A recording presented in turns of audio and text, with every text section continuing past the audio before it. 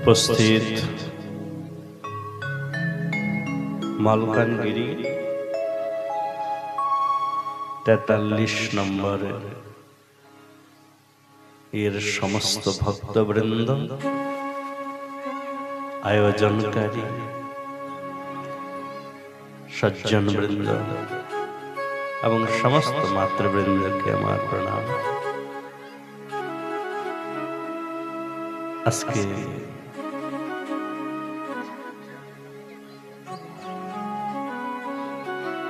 श्री श्री राधा गोविंदेर अनंत अहेतुक कृपार आश्रय सकले सम्मिलित रूपे श्रीमद्भागवत सप्ताह कथा श्रवणेर विशेष आयोजन हয়েছে। এই महती অনুষ্ঠানের আজকে प्रथम दिवस এবং प्रथम सत्रीय कथा प्रारंभ হচ্ছে। আসুন मंगलमय भगवानेर मधुर कथा श्रवण करब।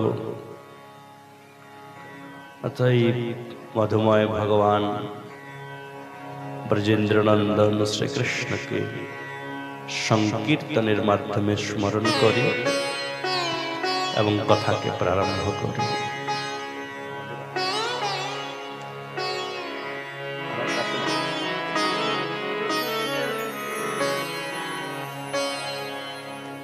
अधरं मधुरं वदनं मधुरं नयनं मधुरं हसितं मधुरं अधरं मधुरं नयनं मधुरं मधुरो पादो मधुरो मधुरं नृतं मधुरं सखं मधुरं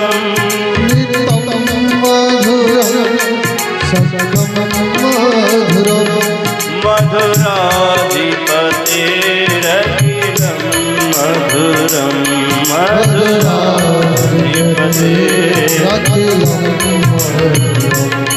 गीतं मधुरं पीतं मधुरं युक्तं मधुरं भुक्तं मधुरं पीतं मधुरं युक्तं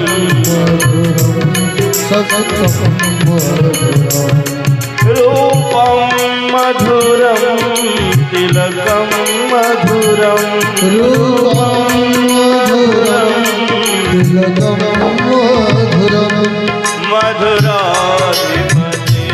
मधुराधिपतेरखिलं मधुरं मधुराधिपतेरखिलं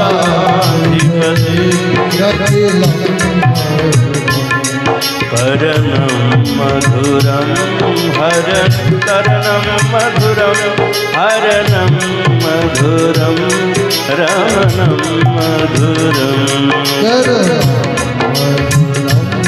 करणं मधुरं हरणं मधुरं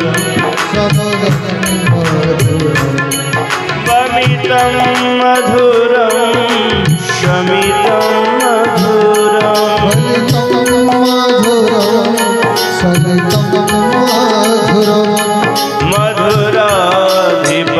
मधुराधिपतेरखिलं मधुरं मधुराधिपतेरखिलं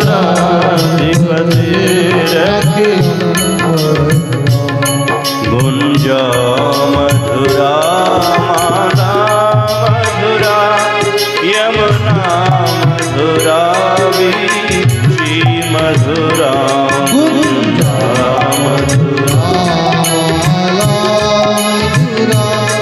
यमुना मधुरा सलिलं मधुरं कमलं मधुरं सलिलं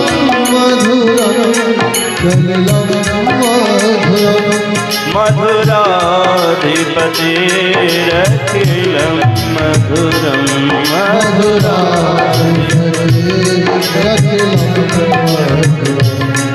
गोपी मधुरा लीला मधुरायुक्तं मधुरं भुक्तं मधुरं गोपी मधुरा लीला मधुरा जुगतं मधुरा मुक्तं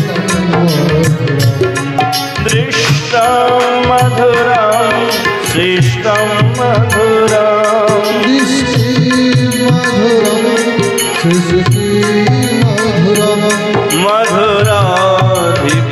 मधुराधिपतिरखिलं मधुरं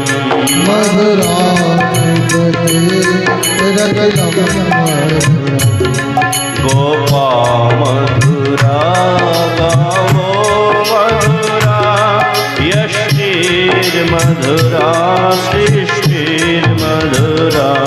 गोपा मधुरा गावो मधुरा यष्टिर्मधुरा सृष्टिर्मधुरा दलितं मधुरं फलितं मधुरं दलितं मधुरं फलितं मधुरं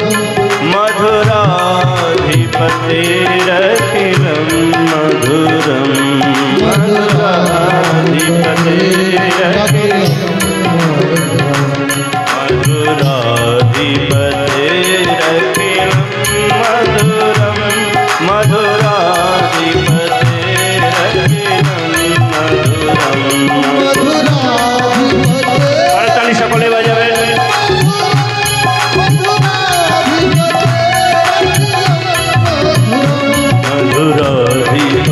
मधुराधिपतिरखिलं मधुरं मधुराधिपतिरखिलं मधुरं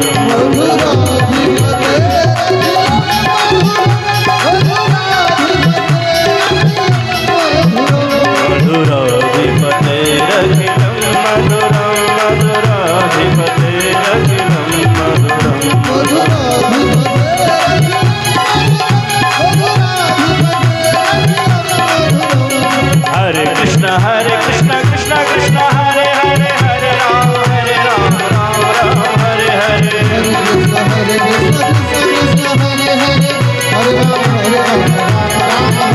हरे कृष्ण कृष्ण कृष्ण हरे हरे हरे राम राम राम हरे हरे सबाई बोले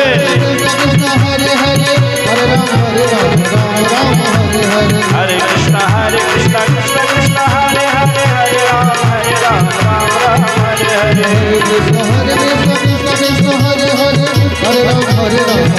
हरि बोल हरि बोल हरि बोल हरि बोल प्रेमानंदे बाहु तुले प्रेमानंदे बाहु तुले हरि बोल हरि बोल हरि बोल हरि बोल हरि बोल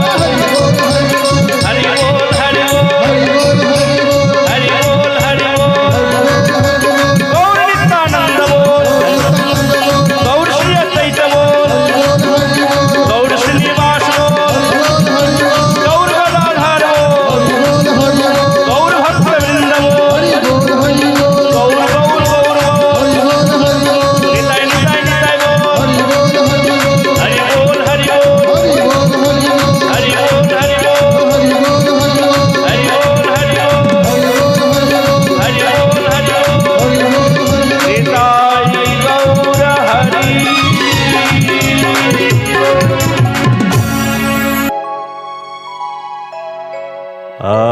आराध्य भगवान ब्रजशतनय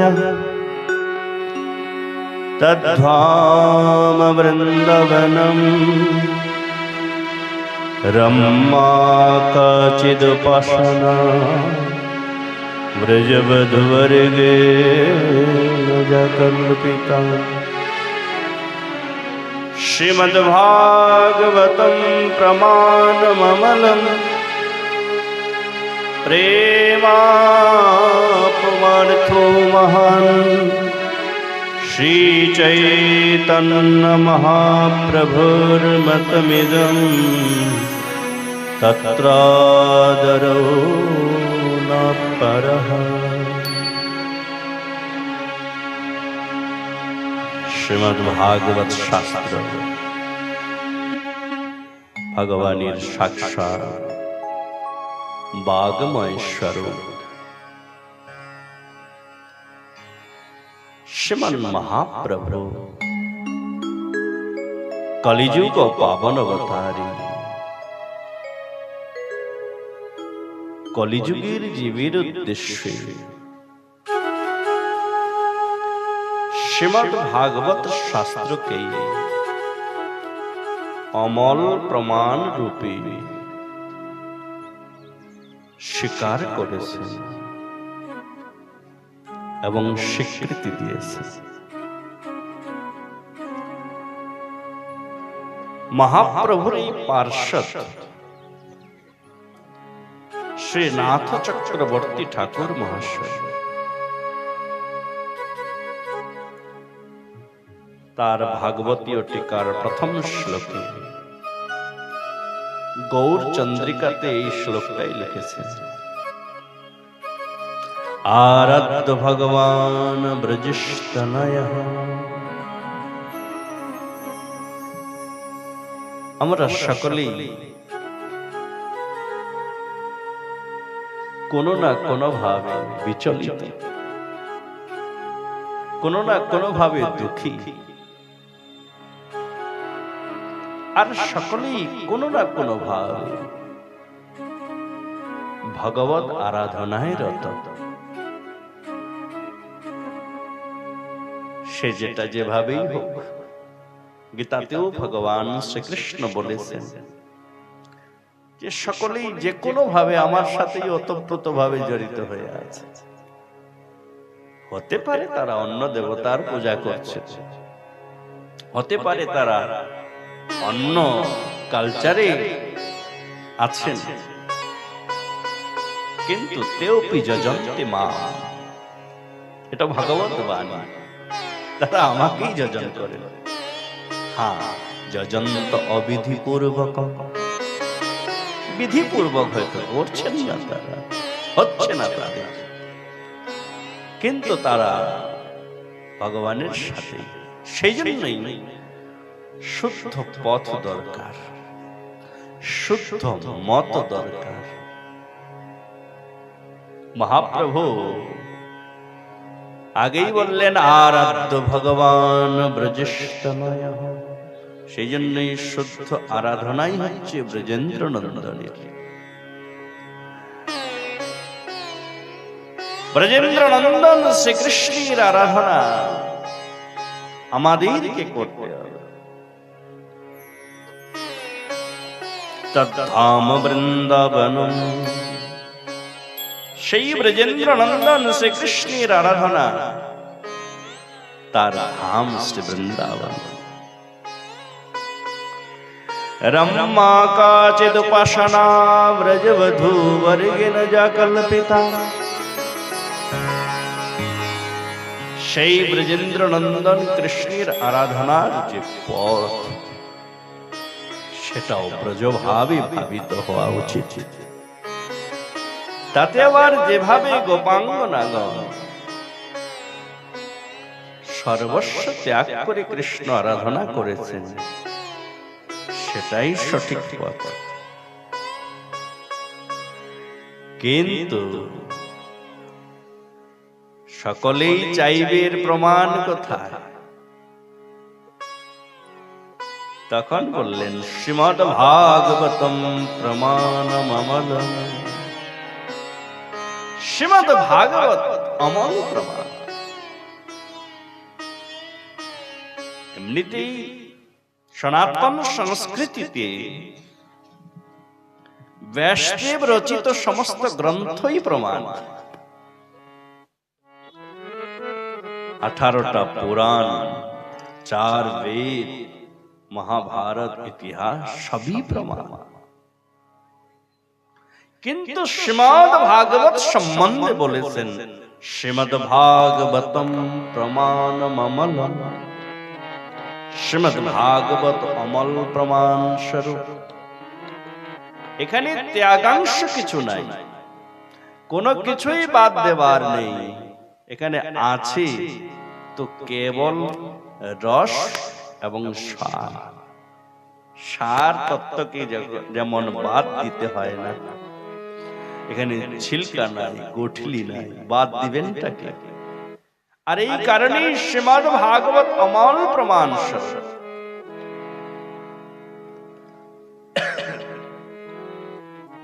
আর এই প্রমাণ প্রমাণিত করেছেন শ্রী গৌর হরি, শ্রী চৈতন্য মহাপ্রভুর মতমিদম। শ্রীমন মহাপ্রভু সাক্ষাৎ ব্রজেন্দ্র নন্দন শ্রীকৃষ্ণ। ব্রজেন্দ্র নন্দন যেই শচীসুত হইল সেই, বলরাম হইল নিতাই। যিনি ব্রজেন্দ্র নন্দন শ্রীকৃষ্ণ, তিনি শচীসুন্দন গৌর হরি। আচ্ছা, ভগবান সম্বন্ধে শাস্ত্রে একটা কথা বলেছেন যে কর্তুম অকর্তুম অন্যথা সমর্থ ইতি ঈশ্বর। ভগবানের অসামর্থ্য কার্য কোনটাই নাই। যেটা সবাই কেউই করতে পারবেন না, সেটা যিনি করতে পারবেন তিনি ভগবান। মহাপ্রভু তো স্বয়ং ভগবান, স্বয়ং অবতারী। আমরা যদি দেখি আমাদের পূর্বতন আচার্যবৃন্দ, শঙ্করাচার্য হোক, মধ্যাচার্য হোক, নিম্বাগ আচার্য হোক, বিষ্ণু স্বামী, রামানুজ স্বামী, সকলেই নিজ নিজ সম্প্রদায়কে প্রতিষ্ঠা করতে গিয়ে নিজ নিজ ভাষ্য রচনা করেছে। সকলেরই ভাষ্য আছে। শঙ্করাচার্যের শঙ্কর ভাষ্য, মধ্যমণির মধ্য ভাষ্য, নিম্বাগাচার্যের নিম্বাগ ভাষ্য। কিন্তু যখন মহাপ্রভু আসলেন, মহাপ্রভু তো কোনো ভাষ্য করলেন না। মহাপ্রভু ভাষ্য করেননি, কিন্তু পরবর্তীকালে ভাষ্য করতে হয়েছে। গোবিন্দ ভাষ্য করতে হয়েছিল, অন্য সম্প্রদায়ের চাপে পড়ে করতে হয়েছিল। বলদেব বিদ্যাভূষণ প্রভু সেটা করেছে, গোবিন্দ দেবের ইচ্ছায়, কৃপায়, আদেশে। কিন্তু মহাপ্রভু কেন করলেন? তিনি তো স্বয়ং ভগবান, তিনার তো ইচ্ছাতেই সমস্ত কিছু হয়ে যায়। তখন বললেন, মহাপ্রভু বিচার করলেন। আপনারা যারা চৈতন্য চরিতামৃত পড়ে থাকবেন, মহাপ্রভু এবং সার্বভৌম ভট্টাচার্য সংবাদে মহাপ্রভু উল্লেখ করে দিয়েছে যে এক ভাষ্য শব্দের অর্থই হলো ব্যাখ্যা। কার ব্যাখ্যা? বেদ সূত্রের ব্যাখ্যা, যেটা ব্যাসদেব করেছে। ব্যাসদেব বেদকে সূত্র রূপে প্রকাশিত করেছেন, বেদান্ত সূত্র রূপে। আর সেই বেদান্ত সূত্রেরই আপন আপন মতকে প্রদান করে যে ব্যাখ্যা করা হয়েছে তাকে ভাষ্য বলা হয়ে থাকে। শঙ্করাচার্য আলাদা করেছে, মধ্যমণি আলাদা করেছে। কিন্তু মহাপ্রভু বললেন, যিনি সূত্র করেছেন তিনি যদি ব্যাখ্যা করেন বা তিনি যদি সমাধান করেন, তাহলে সেটাই হবে শুদ্ধ ব্যাখ্যা। এই কারণেই ব্যাসদেব যখন সমস্ত বেদ, বেদান্ত, পুরাণ লেখার পরে বেদান্তের শুদ্ধ ভাষ্য রূপে কাকে প্রকাশিত করবেন? সর্বশেষ নারদ ঋষির আদেশে তিনি চতুশ্লোকী ভাগবতকে 18,000 শ্লোকের দ্বারা বিস্তারিত করে ভাষ্যরূপে, বেদান্ত সূত্রের মূল ভাষ্যরূপে শ্রীমদ্ ভাগবত গ্রন্থকে প্রকট করেছে। আর এই কারণে শ্রীধর স্বামীপা তার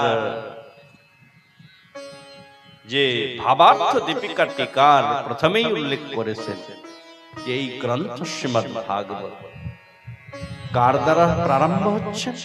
ব্রহ্মসূত্রের দ্বারা প্রারম্ভ হচ্ছে না, ব্রহ্মসূত্রের দ্বারা। অতএব শ্রীমদ্ ভাগবত গ্রন্থই হল অমল প্রমাণ। মহাপ্রভু এই কারণেই কেবল শ্রীমদ্ ভাগবতকেই তিনি ভাষ্য রূপে প্রমাণিত করেছেন, স্বীকার করেছেন, আর জগৎ জীবের উদ্দেশ্যে কেবল শ্রীমদ্ ভাগবত গ্রন্থই বা শ্রীমদ্ ভাগবত কথা শ্রবণেই তিনি বিধান প্রদান করেছেন। শ্রী চৈতন্য মহাপ্রভুর মতমিদম তত্রাদরো না পরঃ। মহাপ্রভুর যেই মত, সেই মত ছাড় আর সব মত হোক ছারখার। বলুন রাধে রাধে। যখন যখন রাধে রাধে বলাবো সকলে একবার করে জোরে জোরে বলবেন রাধে রাধে। অতএব মহাপ্রভুর যেই মত, মহাপ্রভুর মতেই হচ্ছে শ্রীমদ্ ভাগবত।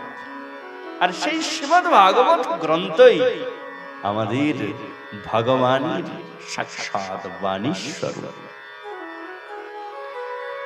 অতএব অমল প্রমাণ শ্রীমদ্ ভাগবতই আমাদের শ্রবণ। পদ্ম পুরাণ গ্রন্থে শ্রীমদ্ ভাগবতের মাহাত্ম্য উল্লেখ করেছে। শ্রী ব্যাসোবাচ সচ্চিদানন্দ রূপায় বিশ্বোৎপত্ত্বাদি হেতবে তাপত্রয় বিনাশায় শ্রীকৃষ্ণায় নমঃ। যার স্বরূপ সচ্চিদ আনন্দময়, যিনি সর্বদা সচ্চিদ আনন্দে বিরাজিত, বিশ্বের সৃষ্টি স্থিতি প্রলয়ের মূল কারণ, যার স্মরণ মাত্রে আদি দৈবিক, আদি ভৌতিক এবং আধ্যাত্মিক জড় দুঃখ দূর হয়ে যায়, সেই ভগবান শ্রীকৃষ্ণকে আমরা সকলেই সম্মিলিত রূপে প্রণাম করি। শ্রীকৃষ্ণায় বয়ম নমঃ। একবার নৈমিষারণ্য ক্ষেত্রে শৌনকাদি ৮৮,০০০ ঋষি, যেই ক্ষেত্রের নিয়ম হচ্ছে কখনোই সত্র বা যজ্ঞ বন্ধ হয় না। ১০০০ বছর থেকে এরা যজ্ঞ করে যাচ্ছে। যখন সুখদেব গোস্বামীর কাছ থেকে ভাগবত অধ্যয়ন করে সুতমুনির আগমন হলো, এই ঋষিগণ সর্বশ্রেষ্ঠ ভাগবত বক্তা, শ্রেষ্ঠ বৈষ্ণব যিনি, সুত মুনির কাছে ভাগবত শ্রবণ করার আগ্রহ করলেন। মহারাজ অজ্ঞান ধান্ত বিধ্বংস, এই শ্রীমদ্ ভাগবত অজ্ঞান রূপী অন্ধকারকে নাশ করার জন্য একমাত্র উপায়। আমরা কলির জীব, কালের গ্রাসে পড়ে আছে, সকলেই কালের গ্রাস। কি কাল ব্যাল মুখ গ্রাস নাশ নির্নাশ হেতবে শ্রীমদ্ ভাগবতম শাস্ত্রম কলৌকিরেন ভাসিতম। কাল মানে অজগর। অজগর চুপচাপ থাকে বসে, অজগর করহি না চাকরি। কিন্তু প্রকৃতির এমন নিয়ম, অজগরের মুখে ঠিক আহার পৌঁছে যায়। এখন অজগর মুখ মেলে আছে, বিশালকায় অজগরের স্বরূপ, এত বড় তার মুখ। ছোট্ট একটা ব্যাঙ ভাবছে এত সুন্দর গুহা করে রেখেছে আমার জন্য, বাসা বানিয়ে রেখেছে কে যেন সুন্দর, একেবারে নরম গদি বিছিয়ে রেখেছে। বলুন হরে কৃষ্ণ, রাধে রাধে। ওর জীবটাকেও নরম গদি ভাবছে। ওই অজগরের মুখে গিয়ে আরাম করে থাকবে বলে বসে আছে। কতক্ষণ তার আয়ু? যতক্ষণ অজগরটা মুখ বন্ধ না করছে, তাই না? আমরা ঠিক তেমনি কালরূপী অজগরের মুখে বসে আছি। কাল আমাদেরকে ধরে রেখেছে, আমরা সকলে কালের বশে। কিন্তু কেউ পরোয়া করছে না। পিছনে দেখার সময় কার আছে? ভোগ বিলাসে রত হয়ে পড়েছে, পলাইতে পথ নাই, জম আছে পিছে। ভাগবতে ঋষিগণ বলছেন কাল ব্যাল মুখগ্রাস।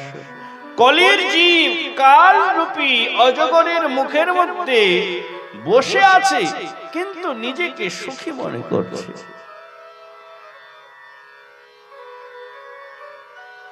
এটা অজ্ঞানতা।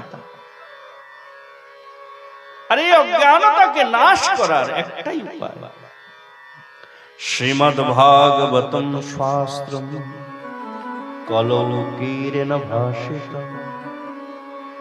সূর্যের উদয়ে যেমন সমস্ত অন্ধকার দূর হয়ে যায়, ঠিক তেমনি শ্রীমদ্ ভাগবতের জ্ঞানীর উদয় হলে জীবের সমস্ত অজ্ঞান অন্ধকার দূর হয়ে যায়। অতএব হে গুরুদেব, আপনি আমাদেরকে ভাগবত কথা শ্রবণ করা। ভাগবতের মাহাত্ম্য কি? ভাগবত এলো কিভাবে? কেননা চিন্তামণির লোক সুখম সুরদ্রোহ স্বর্গ সম্পদম প্রযচ্ছতি গুরু প্রীতো বৈকুণ্ঠম জগি দুর্লভম। গুরু যদি প্রসন্ন হন শিষ্যের প্রতি, তাহলে যোগী দুর্লভ বৈকুণ্ঠ গুরু শিষ্যকে প্রদান করতে পারে। আর যদি গুরু রুষ্ট থাকে, গুরু রুষ্ট হলে কৃষ্ণ রাখিবারে পারে। হ্যাঁ, কৃষ্ণ রুষ্ট হলে গুরু রাখিবারে পারে। বলুন রাধে রাধে। অতএব আপনি আমাদের গুরু স্বরূপে বিরাজিত, চিন্তামণি স্বরূপ শ্রীমদ্ ভাগবত কথা আপনি আমাদেরকে শ্রবণ করা। আমরা জানতে চাই ভাগবতের কি মাহাত্ম্য, ভাগবত ধরাধামে এলো কিভাবে? সূতমুনি বলছেন, হে ঋষিগণ, ভাগবতের অনন্ত মাহাত্ম্য জানেন? যখন পরীক্ষিত অভিশপ্ত হলেন, মনস্বী সুখদেব মহারাজ জানতে পেরে গেলেন। তিনি আসছিলেন পরীক্ষিতকে ভাগবত শোনাবেন বলে। ইন্দ্র আদি দেবতাগণের লোভ হলো। তারা চিন্তা করলেন, অমূল্য সম্পদ শ্রীমদ্ ভাগবত কথা, আমরা বঞ্চিত থাকব, পরীক্ষিত শুনবে। সুখমুনির কাছে আসে, রাস্তায় ধরে ফেলেছেন, অমৃতের কলস হাতে নিয়ে এসেছে। শুকমুনিকে বলছেন, এই অমৃত আপনি পরীক্ষিতকে পান করান, তাহলে তক্ষক দংশনীয় পরীক্ষিতের মৃত্যু হবে না। আর ভাগবতামৃত আপনি আমাদেরকে পান করান। শুকমুনি শুনেই জহাস উচ্চস্বরে হাসলেন। দেবতাগণকে বললেন, আপনারা ভাগবত শ্রবণের অধিকারী নয়। কেন? কশোধা কথা লোকে ককাচহ কমনির্মহান ব্রহ্মরাতৌ বিচারৈবং তদা দেবান জহাসঃ। কথায় তো তোমাদেরই অমৃত, আর কথায় এই ভাগবতামৃত। আরে স্বর্গের অমৃত পান করলে এক কল্প পর্যন্তই জীবিত থাকতে পারবে, কেননা দেবতাগণেরও মৃত্যু আছে। ব্রহ্মার একদিনে 14 বার ইন্দ্র বদল হয়, স্থায়িত্ব কোথায়? ব্রহ্মার একদিনে 14 বার ইন্দ্র বদল হয়, সেই স্বর্গে গিয়ে কি লাভটা? কেননা মৃত্যু ওখানেও আছে। কিন্তু ভাগবতামৃত পানে জীবন মৃত্যুর এই ঝঞ্ঝাট চিরতরে শেষ হয়ে যাবে। জন্ম মৃত্যু যে বারবার আমরা ভোগ করছি, পুনরপি জননম পুনরপি মরণম পুনরপি জননী জঠরে শয়নম, একেবারেই শেষ হয়ে যাবে। ভাগবতামৃত পানে জীব জীবন মুক্ত দশা লাভ করবে। বলুন রাধে রাধে। শুকমুনি বললেন, কোথায় কাঁচ আর কোথায় মণির তুলনা করছো তুমি? কোথায় শ্রীমদ্ ভাগবতামৃত পানিতে জীব ভগবত ধাম প্রাপ্ত করবে, আর কোথায় তুমি অমৃত খাওয়াতে এসেছো, যার পানিতে কেবল স্বর্গ পর্যন্ত স্থিতি হবে। হ্যাঁ, বলুন রাধে রাধে। কোনটা পান করতে চান? আপনাদের কি ইচ্ছা? ভাগবত পান করবেন না অমৃত পান করবেন? বলেন। বলো শ্রীমদ্ ভাগবত মহাপুরাণ কি। সুত গোস্বামী শুকমুনি দেবতাগণকে পাঠিয়ে দিলেন, বলে তোমরা ভাগবত শ্রবণেরই অধিকারী নও। কেন? তোমরা ভাগবতকে মূল্য প্রদান করতে এসেছো। ভাগবত তো অমূল্য, ভাগবত তো ভগবত প্রসাদ। শুকমুনি পরীক্ষিতকে ভাগবত শোনালেন। শৌনকাদি ঋষিগণ সুত মুনির কাছে প্রশ্ন করলেন, গুরুদেব, শ্রীমদ্ ভাগবত কথামৃত জগতে প্রথম আসলো কিভাবে? মাহাত্ম্য কি? শ্রবণ করলে কি হয়? আমাদের অনেকেরই শঙ্কা থাকে, কি হবে শুনলে? কত সুন্দর সুন্দর গান কানে ঢুকিয়ে দিয়ে নাচা যাচ্ছে, আর ওখানে গিয়ে বসে থাকতে হবে। শুকমুনি বললেন, হে ঋষিগণ, একবার নারদ ঋষি ঊর্ধ্বশ্বাসে ছুটতে ছুটতে বদ্রিকাশ্রমে গিয়েছিলেন। সেইখানে ছিল ব্রহ্মার 4 মানস পুত্র, সনক সনন্দন সনাতন সনত কুমার।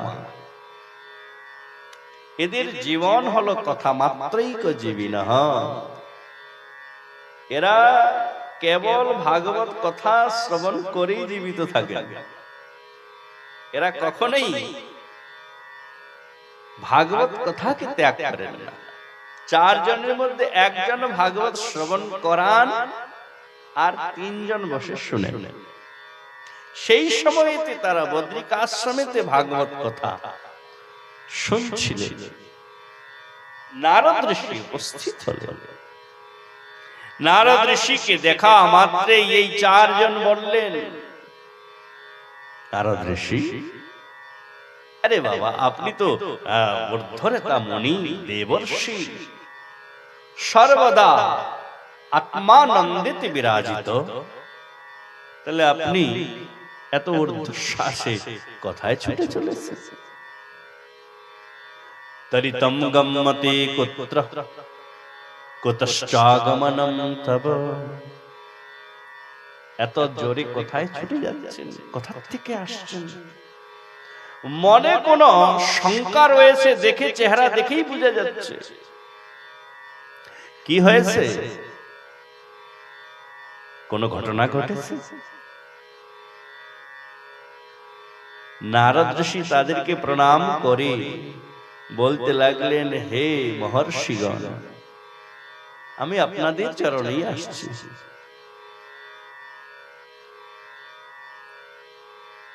আমার মনে একটা প্রশ্ন আছে, আরে এটার উত্তর খুঁজে বেড়াচ্ছি, কেউ দিতে পারছে না এর উত্তর। আপনাদের কাছে এসেছে। বলে কি? নারদ ঋষি বলছেন, আমি পৃথিবী লোকে ঘুরতে গিয়েছিলাম। অহম তো পৃথিবীম জাত জ্ঞাত সর্বোত্তমামিতি পুষ্করম চ প্রয়াগম চ কাশীম গোদাবরীম তথা। আমি পুষ্করে গেছি, প্রয়াগে গেছি, কাশীতে গেছি, গোদাবরীতে গেছি। কেননা আমি জানি যে এই পৃথিবীতে এত তীর্থ বিরাজমান, নিশ্চয়ই সে পৃথিবী বড় সুন্দর, নিশ্চয়ই সেখানে কেবল পুণ্যাত্মাগণ বিরাজমান থাকবে। কিন্তু গিয়ে দেখলাম সত্যম নাস্তি তপঃ শৌচম দয়াদানম ন বিদ্যতে উদররম্ভরিণো জীবা বরাকাহ কুটভাষিণঃ। বলুন রাধে রাধে। বড় সুন্দর। নারদ ঋষি নিজের চোখে দেখা পৃথিবীর দুর্দশা সনক সনন্দন সনাতন সনত কুমারকে গিয়ে শোনাচ্ছেন। নিজে এসে কি দেখেছেন পৃথিবীতে? নারদ ঋষি বলছেন, সত্যম নাস্তি, কলির এমন প্রকোপ, সত্য চলে গেছে। সত্যম নাস্তি তপঃ শৌচম, তপস্যা চলে গেছে, একদম তপস্যাহীন হয়ে গেছে জীব। আর এখন তো এমন মডার্ন মডার্ন কালচার আসছে, সন্ধ্যাবাতিটা উঠে যাচ্ছে। বলুন রাধে রাধে, তাই না? ঘরের যে সন্ধ্যাবাতি ওটা উঠে যাচ্ছে। নারদ ঋষি কে বলছেন, তপঃ শৌচম, তপস্যা আর করে না লোক। শৌচম, জীব পবিত্রতা ছেড়ে দিয়েছে, জীবনের মধ্যে আর পবিত্রতা নাই। যথেচ্ছ ভাবে তারা ভোগ বৃত্তিতে লিপ্ত, কারো পবিত্রতা নাই, আহারে পবিত্রতা নাই, বিহারে পবিত্রতা নাই, আর কিসে থাকে? দয়া নাই, লোকের মনে দয়া হারিয়ে গেছে। দানম, লোক দান কি জিনিস ভুলে গেছে। দেখুন আমাদের সম্বন্ধে রিপোর্ট করেছে নারদ ঋষি, গিয়ে সাক্ষাৎ চতুষ্ষণকে গিয়ে বলছেন, এইসব দেখে এলাম আমি। সত্যম নাস্তি তপঃ শৌচম দয়া দানম ন বিদ্যতে। বলে এতগুলা সত্য নাই, দয়া নাই, দান নাই, তপস্যা নাই, পবিত্রতা নাই, তাহলে লোক কি নিয়ে আছে? মনুষ্যগণ যে আছে তারা কি নিয়ে আছে? নারদ ঋষি বলছেন, উদররম্ভরিণো জীবা বরাকাহ কুটভাষিণঃ। লোক কুটভাষী, কপটভাষী, নিজের ইন্দ্রিয় তর্পণ আর স্বার্থ সিদ্ধি নিয়ে পড়ে আছে। সকলের উদ্দেশ্য একটাই, কি করলে নিজের পেট ভরবে। যে বিদ্যা অর্জন করছে তারও এটা উদ্দেশ্য, যে তপস্যা করছে তারও ওটা উদ্দেশ্য, যে অন্য কার্য করছে তার একটাই উদ্দেশ্য, পেট ভরা, নিজের স্বার্থ। ঋষিগণ বললেন, আর কি দেখলেন? নারদ ঋষি বলছেন, ঋষিগণ, আমি ঘুরতে ঘুরতে বৃন্দাবনে গেছি। বৃন্দাবনে যমুনা তটে এক অপূর্ব দৃশ্য দেখলাম, আশ্চর্যজনক দৃশ্য। কি দৃশ্য? না, আমি দেখলাম যমুনার তটে অনেকগুলা দাসী নিয়ে এক দেবী তরুণী, একদম 16 বর্ষীয় বয়স, আর তার কোলে বসে আছে দুইজন বৃদ্ধ শুয়ে আছে। দুইজন বৃদ্ধকে কোলে শুয়ে নিয়ে ওই দেবী যমুনার তটে উপস্থিত বিরাজিত হয়ে আছে। আর ওই দেবী বয়স মাত্র 16 বৎসর। অনেকগুলো তার দাসী আমাকে দেখা মাত্রই ডাকতে লাগলেন, কি ভো ভো সাধু ক্ষণম তিষ্ঠ মচ্চিন্তামপি নাশয় দর্শনম তব লোকস্য সর্বথা ভয়ং হরি। ও সাধু ধন্য নারদ, হে নারদ ঋষি, আপনি ধন্য। আপনার মতো সাধুর দর্শন মাত্রই যে পবিত্র হইয়া, আর কিছু করতে হয় না। আপনার মতো সাধুর দর্শন মাত্রই জীবের পবিত্রতা আসে।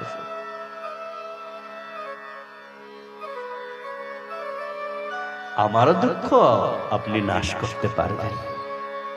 নারদ ঋষি বললেন, আপনার কি দুঃখ? আর আপনি কে? আমাকে চিনেন আর আমাকে ডাকছেন? আপনার পরিচয় কি? উনি বললেন, অহম ভক্তির খ্যাত ইমৌ মে তনয়ো বুভৌ। আমার নাম ভক্তি। আর এই যে দুইজন বৃদ্ধ দেখছেন পড়ে আছে আমার কোলে, এই দুইজন আমার দুই ছেলে, দুই পুত্র। এদের একজনের নাম জ্ঞান বৈরাগ্য নামান কাল যোগে জর্জর। একজনের নাম জ্ঞান, আরেকজনের নাম বৈরাগ্য। ভক্তির দুই পুত্র, একটা জ্ঞান আর একটা হলো বৈরাগ্য। যদি ভক্তি হয় তাহলে জ্ঞান বৈরাগ্য সব হবে, যদি ভক্তি না হয় তাহলে কিছুই হবে না। বলুন রাধে রাধে। সেই জন্য আগে ভক্তি দরকার। স্বয়ং ভক্তি দেবী পরিচয় দিচ্ছেন দেবর্ষিকে, এই দুইজন আমারই ছেলে। একজনের নাম জ্ঞান, জ্ঞান বৈরাগ্য নামান, আরেকজনের নাম বৈরাগ্য। ওহো, এরা বৃদ্ধ, ছেলে দুইজন বৃদ্ধ, অচৈতন্য, রোগে আক্রান্ত, আর মায়ের বয়স 16 বছর। অদ্ভুত ব্যাপার না? কেন? ভক্তি দেবী নিজের মুখে ঘটনাটা বললেন যে আমি দ্রাবিড় দেশে জন্ম নিয়ে কর্ণাটকে বৃদ্ধি হয়ে সারা ভারত ঘুরেছি। কোথাও কোথাও আমাকে নিয়েছে, কোথাও কোথাও জ্ঞান বৈরাগ্যকে নিয়েছে। যেখানে লোক জ্ঞান বৈরাগ্যকে স্বীকার করেছে সেখানে জ্ঞান বৈরাগ্য ঠিক ছিল, কিন্তু বৃন্দাবনে জ্ঞান বৈরাগ্যের কোনো খাওয়া নাই।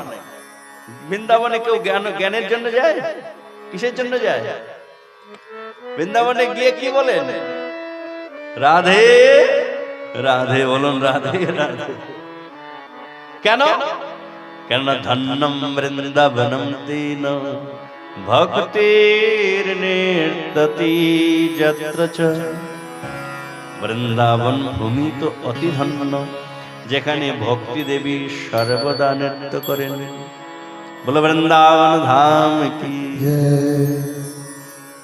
ভক্তি দেবী বললেন, এখন আপনি বলুন, এই জ্ঞান বৈরাগ্য এখানে অচৈতন্য কেন? বৃন্দাবনে জ্ঞান বৈরাগ্যের পিছনে কেউ ছোটে না, সকলেই ভক্তির জন্য ছোটে। ভক্তি সেখানে তরুণী, কিন্তু জ্ঞান বৈরাগ্য কাল যুগে একেবারে জর্জর অচৈতন্য করে আছে। নারদ ঋষি বললেন, দেবী চিন্তা করেন না, হরিস্মরণম দুঃখম গমিষ্যতি। ভগবানকে ডাকো, দুঃখ চলে যাবে। নারদ ঋষি বললেন, ঠিক আছে, আমি চেষ্টা করছি। নারদ ঋষি বেদ খুলে ফেললেন। প্রথমে আগে ওই দুইজনকে বেদ শোনালেন। বেদ শুনে ওই দুইজন জ্ঞান বৈরাগ্য অচৈতন্য থেকে চৈতন্য লাভ করল, জ্ঞান ফিরল, তারা উঠে বসলেন। কিন্তু কথা বলতে যখনই যাবেন আবার মূর্ছিত হয়ে গেলেন। তাহলে বেদে কাজ হলো না। নারদ ঋষি গীতা নিয়ে আসলেন, সম্পূর্ণ গীতা শোনালেন। গীতা শোনাতেই তারা আবার চৈতন্য লাভ করলেন, আবার উঠলেন, তারা বসলেন, নারদ ঋষির সাথে কথা বললেন, বলতে বলতে আবার চৈতন্য হলেন। এবারে চিন্তায় পড়ে গেলেন নারদ ঋষি, বেদ শুনিয়ে কাজ হলো না, গীতা শুনিয়ে কাজ হলো না, তাহলে এখন এদের জন্য কি করা যায়? ঠিক সেই সময় আকাশবাণী হল, দেবর্ষি আকাশবাণী হলো, এদের জন্য সৎকর্ম করতে হবে, সৎকর্ম করো, এরা ঠিক হয়ে যাবে। কিন্তু কি সৎকর্ম এটা তো বললেন না। নারদ ঋষি এই প্রশ্নটার উত্তর খুঁজে বেড়াচ্ছিলেন যে আকাশবাণীতে যে সৎকর্ম করতে বললেন সেটা কি সৎকর্ম। ওখানে কাকে বলছিলেন? সনক সনন্দন সনাতন সনাত কুমারকে। তারা আসলেন, নারদ ঋষিকে বললেন, দেবর্ষি আপনি যখন বেদ শোনাতে পারলেন, আপনি যখন গীতা শোনাতে পারলেন, তখন একবার ভাগবত শোনালেন না কেন? বলে গীতা শুনিয়ে ভাগবত বেদ শুনিয়ে যখন হয়নি, তখন ভাগবত শোনানে হবে, এর কি মানে হবে?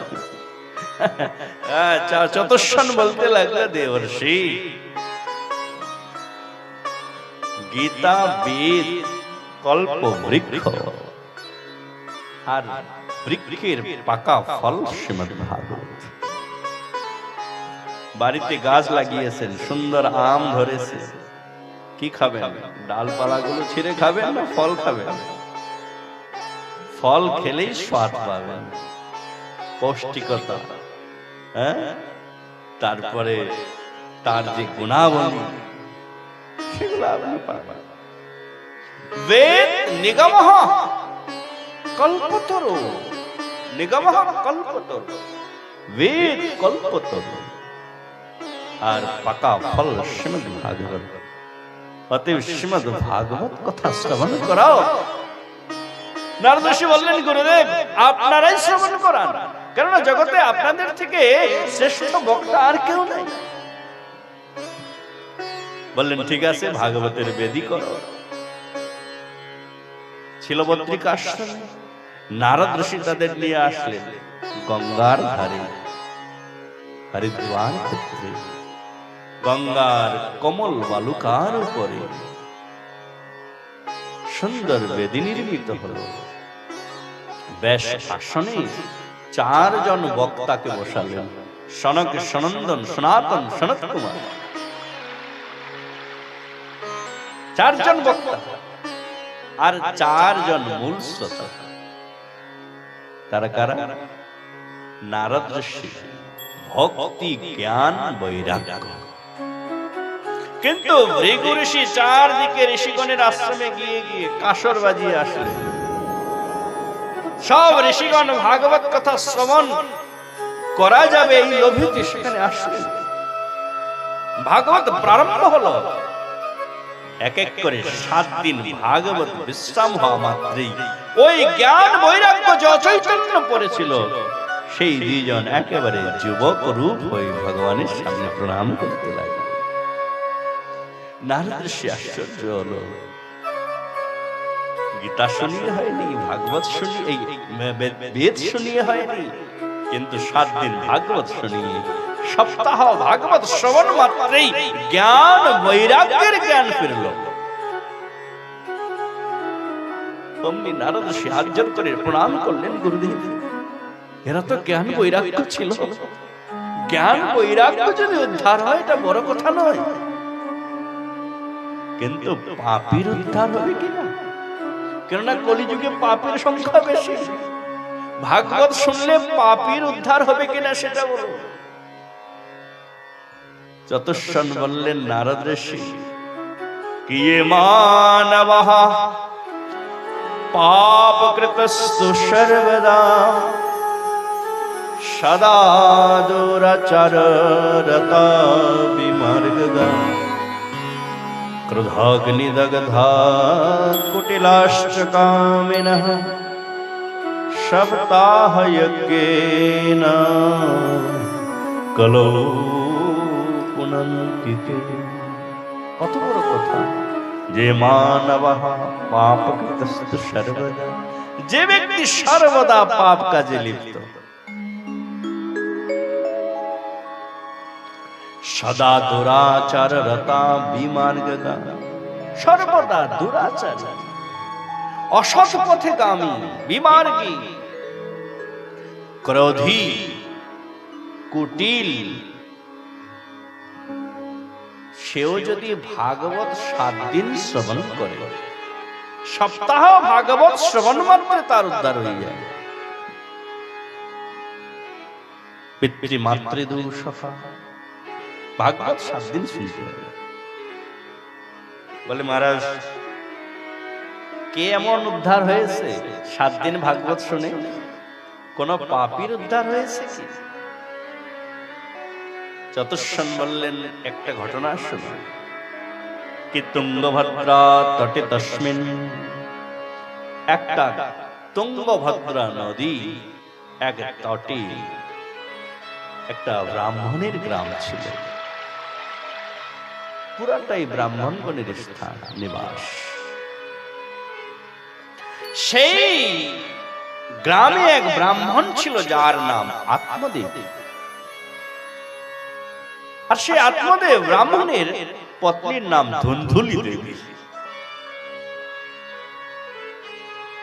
যেমন নাম তেমনি কাম। আত্মদেব ব্রাহ্মণ, বেদজ্ঞ পণ্ডিত ছিলেন। পূজা পাঠ করত, কর্মকাণ্ডি করত। অতএব গৃহে ধনের কোনো অভাব ছিল না, কোনো ধনের অভাব নাই। কিন্তু তার পত্নী যখনই ব্রাহ্মণ ঘরের থেকে বাইরে চলে যেত ধন উপার্জনের জন্য, তার পত্নী সারা গ্রামে ঘুরে ঘুরে শুধু ঝগড়া করে আসত। এই ব্রাহ্মণের গুণ ব্রাহ্মণ ভেতরে জানত না। দৈবক্রমে ব্রাহ্মণের কোনো সন্তান হলো না, না কন্যা না পুত্র, কোনো কিছুই নাই। ব্রাহ্মণের অত ভ্রুক্ষেপ নাই। কিন্তু তার গৃহেতে তুলসীর গাছ লাগালেই মরে যায়, শুকিয়ে যায়। তার গৃহে একটা গাভী আছে, সেই গাভীটার কোনো সন্তান হলো না, ওটাও বাজ হয়ে গেল। প্রতিবেশীকে আর বলতে ছাড়বে? প্রতিবেশীগণ বলতে লাগলো, নিশ্চয়ই এই ব্রাহ্মণকে পিতৃদোষ লেগেছে, এটা পিতৃদোষের লক্ষণ। যার উপরে পিতৃপুরুষগণ রুষ্ট থাকেন তাদের গৃহেতে সন্তান হয় না, তাদের গৃহেতে পুরুষগণ অসুস্থ থাকেন, বংশ বৃদ্ধি হয় না। নিশ্চয়ই এই ব্রাহ্মণের পিতৃপুরুষগণ রুষ্ট। কবস্নমুপভুঞ্জতে, এই ব্রাহ্মণ যা পিণ্ড দেয় আমার মনে হয় পুত্র পুরুষগণ স্বীকার করে না, গ্রহণ করে। আর এই কারণে গৃহেতে সন্তান নাই। সন্তানহীন সংসারে কোনো সুখ আছে কি? ব্রাহ্মণের কানে এই শব্দটা গেল। আত্মদেব ব্রাহ্মণ বড় দুঃখী হলেন। তিনি বড় দুঃখী হলেন যে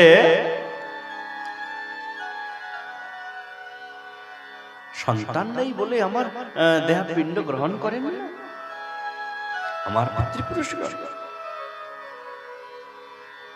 কিন্তু সন্তান হবেও কিভাবে? একদিন একা ব্রাহ্মণ রোদন করতে করতে চলে গেলেন জঙ্গলে। একাই এক বৃক্ষের নিচে বসে খুব কাঁদছে। ঠিক সেই সময়ে একটা সন্ন্যাসী যাচ্ছে, হাতে দণ্ডধারী, জ্যোতিষ বিদ্যায় পারদর্শী, কাছে এসে দেখছেন ব্রাহ্মণ, মাথায় তিলক, পৈতা, এবং চেহারা দেখেই মনে হচ্ছে যে শিক্ষিত, কিন্তু কান্না করছে কেন? আসলেন কাছে, কি কথম রদিশিবি প্রতম কাত চিন্তাবলিয়সি বদতম সত্তরম মহ্যম শস্য দুঃখস্য কারণম। আরে ব্রাহ্মণ, কি হয়েছে? একা একা বৃক্ষের নিচে বসে কান্নাকাটি করছো, কি হয়েছে তোমার? কি দুঃখ? কথম রদিশি, কেন কাঁদছো? আচ্ছা, একা একা কাঁদলে তো হয় না, নিজের দুঃখের কথা অপরকে শেয়ার করতে হয়। বলো কি হয়েছে, কেন কাঁদছো? ব্রাহ্মণ চরণে লুটিয়ে বলল, গুরুদেব, আমার পুত্র নাই, আর পুত্রহীন আমি, আমার দেয়া পিণ্ড পিতৃপুরুষগণ গ্রহণ করেন না বলেই আমি দুঃখী, আমাকে সন্তান প্রদান করবেন। ব্রাহ্মণ দেখলো ওর মাথা দেখাটা, ব্রাহ্মণ, এই জন্মের কথা ছাড়ো, তোমার কপালে রেখাতেই আমি দেখে বুঝে যাচ্ছি, সপ্ত জন্মাবধি তব পুত্র নৈব চ নৈব চ। 7 জন্ম তোমার সন্তান হবে না, এই জন্ম তো ছাড়ো, 7 জন্ম তোমার পুত্র হবে না।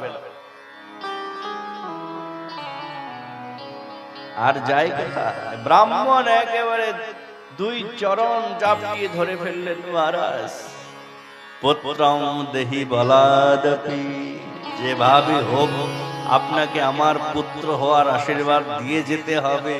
যদি আপনি না করেন তাহলে আপনার সামনেই আমি কুয়াতে ঝাঁপ দিয়ে মরবো, আমি আত্মহত্যা করব, আমি আর ওই গৃহে পড়ব না, সন্তান না, হীন গৃহেতে। এমন তো সাধু দেখলো যে ব্রাহ্মণ মারা যাবে, ব্রহ্মত্তা পাওয়ারও লাগবে। হ্যাঁ, সাধুদের একটা এক্সটার্নাল পাওয়ার থাকে, উনি নিজের মন্ত্র শক্তির দ্বারা একটা ফলকে অভিমন্ত্রিত করলেন, বললেন যে ব্রাহ্মণ, এই ফলটা তুমি তোমার পত্নীকে দাও, এই ফলটা খাওয়ালে তোমার সুন্দর সুশীল আর মানে পণ্ডিত পুত্রের জন্ম হবে। কিন্তু হ্যাঁ, আমার একটুখানি নিয়ম মানতে হবে, এই ফলটা খেয়ে তোমার পত্নী যেন কোথাও ঘুরতে না যায়, এই ফলটা খেয়ে কোথাও যেন কারোর সাথে ঝগড়া না করে, এই ফলটা খেয়ে মিথ্যা কথা যেন না বলে। বলুন রাধে রাধে।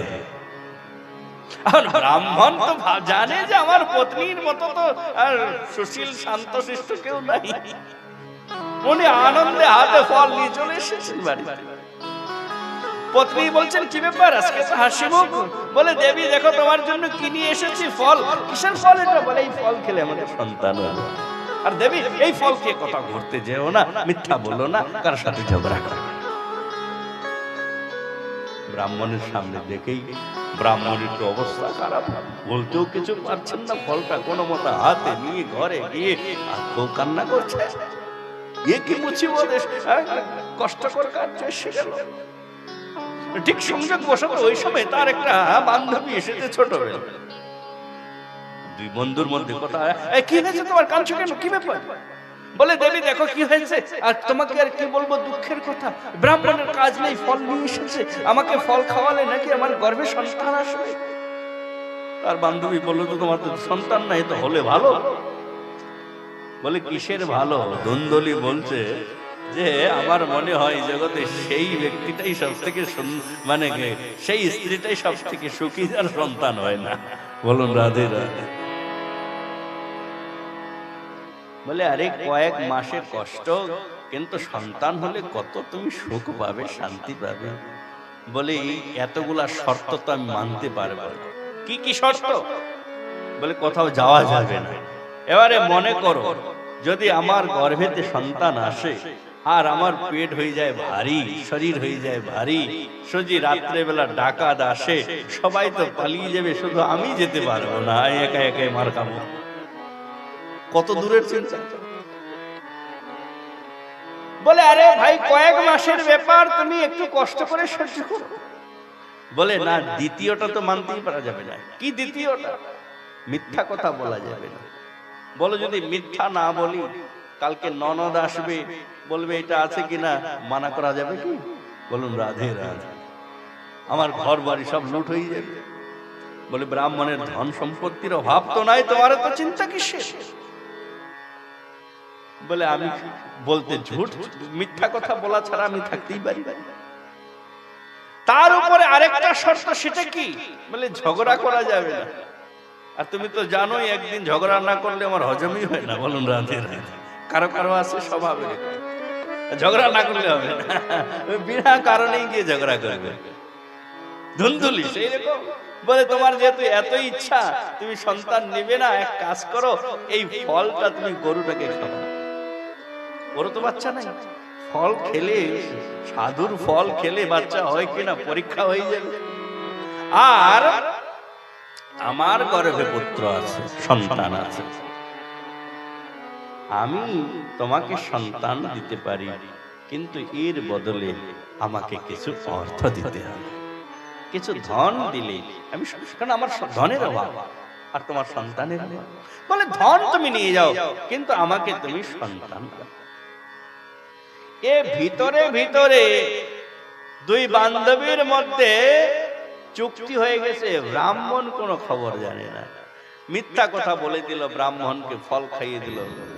গৌমাতাকে, ওদিকে গৌমাতা ফলের প্রভাবে গর্ভবতী হলো, আর এ মিথ্যা কথা বলে আমি গর্ভবতী। ব্রাহ্মণ তো কিছু বুঝেও না, কিছু না। ব্রাহ্মণ তো খুব ব্রাহ্মণীকে একেবারে সেবা করছে। বলুন রাধে রাধে, তাই না? যথা সময় ওই তার বান্ধবীর সন্তান হলো, চুপচাপ এনে দিয়ে দিল, আর এ মিথ্যা কথা বলল আমার সন্তান হয়েছে। ব্রাহ্মণ খুশ, সন্তান হয়েছে, পুত্রের জন্য সে উৎসব করলো। সংযোগ বশত ওই গাভীর সন্তান হলো, দেখতে অবিকল মানুষের মতো, কিন্তু গৌপুত্র, সেই জন্যই কান দুটা তার গাভীর মতো হলো। নাম রাখা হলো গৌকর্ণ। আর এর নাম রাখা হলো ধুন্ধুকারী, ধুন্ধুলির পুত্র ধুন্ধুকারী। কি কিয়ত কালেন তৌ জাতং তরুণৌ তরয়া বুভৌ গৌকর্ণ পণ্ডিত জ্ঞানী ধুন্ধুকারী মহাখলা। কিছু কাল যেতেই দ্বন্দ্বকারী মহা দুষ্ট হয়ে গেলেন। একটু বড় হতে না হতেই, 5-10 বছর হতে না হতেই একেবারে দুষ্ট সঙ্গীতে মত্ত হয়ে গেল। কখনো জুয়া খেলতে লাগলো, বাপার টাকের অভাব নাই, তার মা দেখছে একটাই ছেলে, একে দিব না তো আর কাকে দিব। সন্তানের সব আবদারও সবসময় পূর্ণ করতে নাই। বলুন রাধে রাধে। শাসনও করতে হয়, নাহলে তার দুষ্ট হওয়ার কারণও আপনি হইবে। ধুন্ধুলি পুত্রের মোহেতে সে যখন যা চায় তাকে দিয়ে দেয়। ওইদিকে গৌকর্ণ, গৌপুত্র, সে তো ছোটবেলা থেকেই শাস্ত্র নিয়ে পড়ে গেল, পিতার সাথে সাথে সে শাস্ত্রজ্ঞ হয়ে গেল, ধর্মজ্ঞ হয়ে গেল, সমস্ত বেদ বেদান্ত অধ্যয়ন হয়ে গেল, আর ধুন্ধুকারী হয়ে গেল মহাখল, মহাদুষ্ট, অসৎ গমন, অসৎ মদিরা পান করতে লাগলো, অসৎ চরিত্র স্ত্রী সঙ্গ করতে লাগলো। পিতা আত্মদেব বললেন, বেটা তুমি এটা কি করছো? ব্রাহ্মণের পুত্র হয়ে এটা তো করা তোমার ঠিক নয়। পিতাকে উল্টা পাল্টা গালি। আজকে আত্মদেব ব্রাহ্মণ ঘরে বসে একাকী ক্রন্দন করতে লাগলো, হায় হায় হায়, এই পুত্রটা আমার জন্ম হলো কেন? এর থেকে যদি আমার পুত্র না হতো তাহলেই সুখে থাকতাম।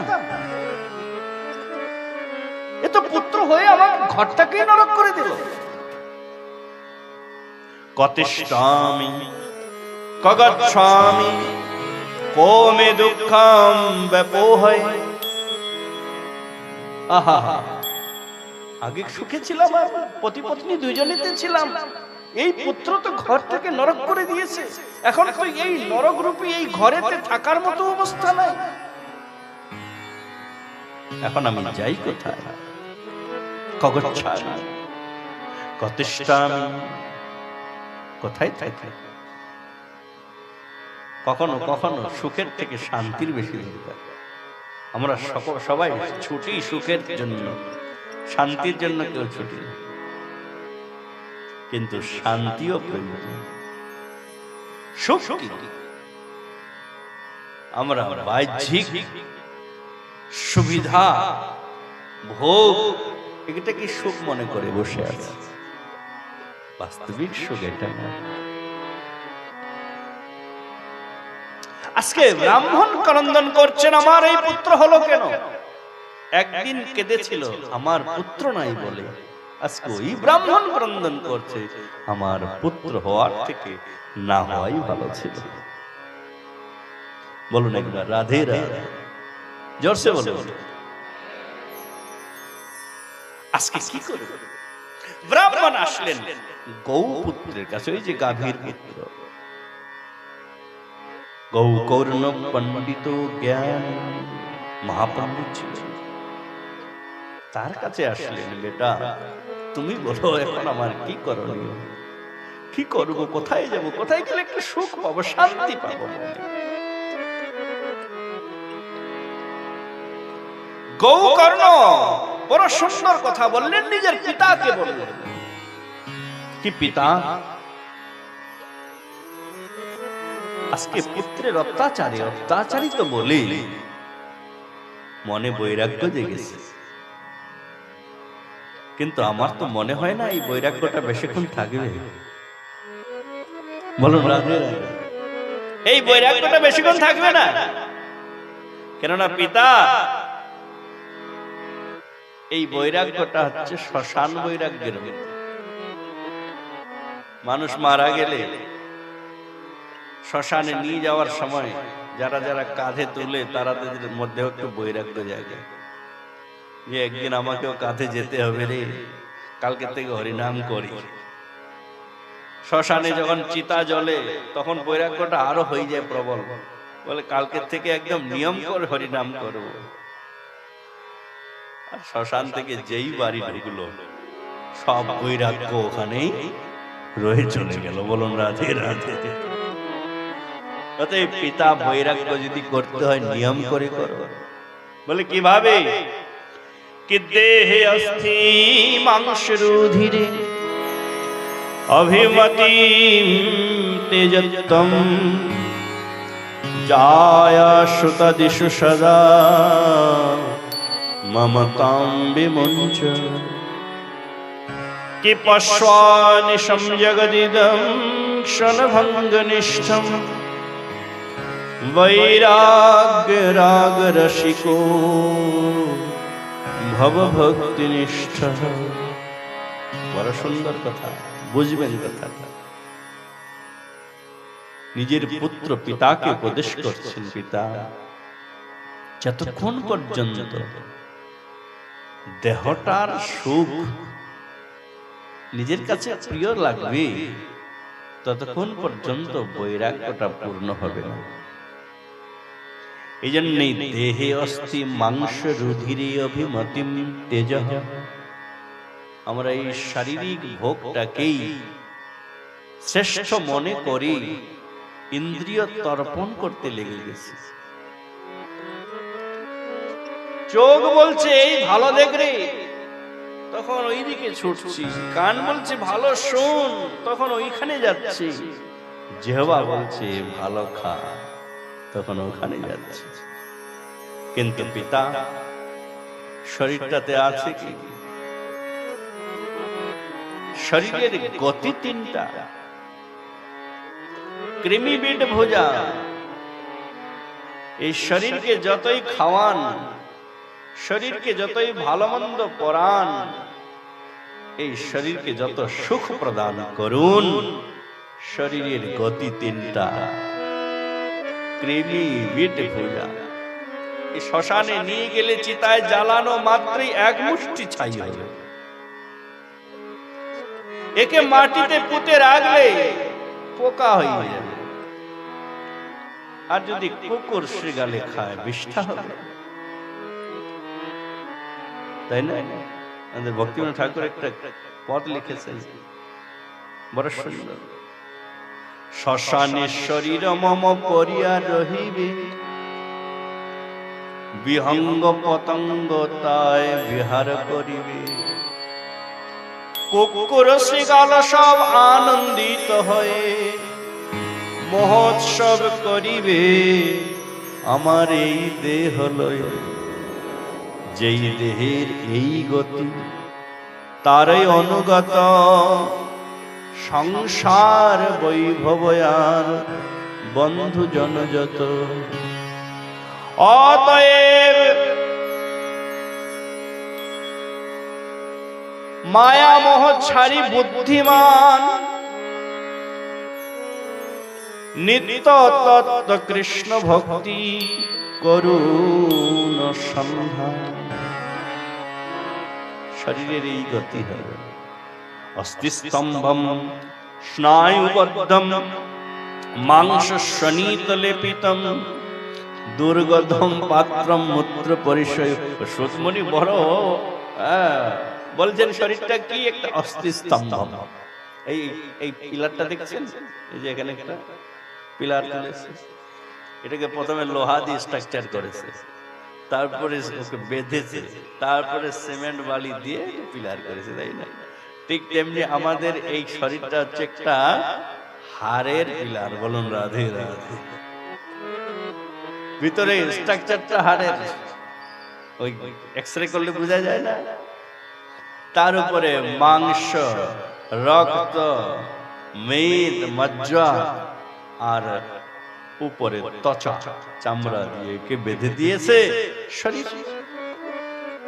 আর এর প্রতি আসক্ত এত, আমরা সকলে নিজের নিজের শরীরের প্রতি এত আসক্ত। বলছেন পিতা, যতক্ষণ পর্যন্ত নিজের শরীর সম্বন্ধে জ্ঞান থাকবে না, নশ্বর শরীরের ভোগের প্রতি আমরা ছুটতে থাকব, বৈরাগ্য থাকবে না। আপনি যেখানেই যান বৈরাগ্য টিকবে না। কেননা মন অতি চঞ্চল, মন অতি চঞ্চল। অতএব দেহি অস্থি মাংস রুধিরি অভিমতিম তেজঃ। এই যে হাড় মাংসের শরীরের প্রতি অভিমতি ত্যাগ কর। যখন শরীরটার আত্মতত্ত্ব জ্ঞান হবে যে একদিন শরীরও আমার সাথে যাবে না, কেন আমার শরীর এখানেই জন্মেছে, এখানেই থেকে থাকবে, একে নিয়ে যেতে পারবেন না। অন্যান্য বস্তুর মতোই, যেমন বাড়িটাকে আপনি নিয়ে যেতে পারবেন না, আপনার সাথে শরীরটাকেও নিয়ে যেতে পারবেন। আমরা বলি না যে এই এত যে করছিস যাবে নাকি সাথে? কেউ অনেক সময় অনেকেই বলে, সকলেই বলে এই কথাটা, প্রায় শুনি। আরে এত যে করছিস, এত টাকা ইনকাম করছিস, সাথে যাবে? শুধু টাকাটাই নয়, শরীরটা যাবে সাথে। বাড়িটা তো যাবে না, যাবে নাই, শরীরটাও সাথে যাবে না। আপনি যেখান থেকে এসেছেন ওখানে যেতে হবে পিতা। অতএব শরীরের মায়া আগে ত্যাগ করো। যদি তত্ত্বগত বৈরাগ্য না হয় তাহলে বৈরাগ্য টিকবে না, থাকবে না। বৃন্দাবন গিয়েও আপনার লাভ হবে না, ঘুরে আসতে হবে। অতএব শারীরিক মায়া ত্যাগ করো। যখন শরীরটাই নিজের নয়, নিজের শরীর যখন নিজের নয়, জায়া সতা দিশু সদা মেমতাম বিমঞ্চ। কিসের পুত্র আর কিসের পত্নী? কা তব কান্তা কস্তে পুত্র সংসারয়ম অতীব বিচিত্র। বিচিত্র সংসার এটা বড়। পশ্বানিশম জগদিদম শনভঙ্গনিষ্ঠম, জগৎটাই ক্ষণভঙ্গ। বৈরাগ্য রাগ রসিকো ভব ভক্তিনিষ্ঠ।